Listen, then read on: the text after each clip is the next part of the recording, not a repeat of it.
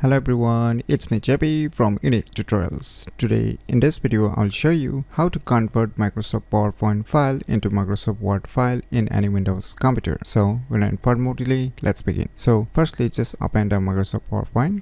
Say I've opened a Microsoft PowerPoint 2007 version. So if you're having a newer version, still the tricks will remain the same. So firstly, let me show you on the older version of Microsoft PowerPoint. So say just let me add some text here. So I've added this text here just to give you an example. So I want to convert this PowerPoint file into the Microsoft Word file. So for this, what I need to do is just click on this icon on the left top corner, and now I need to click on this publish. And after that, I need to click on this create handouts in Microsoft Office Word. Now here you can select depending upon your needs, but I'll highly recommend to select the blank lines below slides and keep the below as it is and click on OK. Now the converted Microsoft Word file will directly open in the Microsoft Word software. So you can see here. So now in order to save it, just click on the save icon and give the file name, whatever file name you want to give, and click on the save and it will get saved. And if you're using a newer version of Microsoft PowerPoint software, then in order to convert the Microsoft PowerPoint into Microsoft Word file, what you need to do is just click on this file,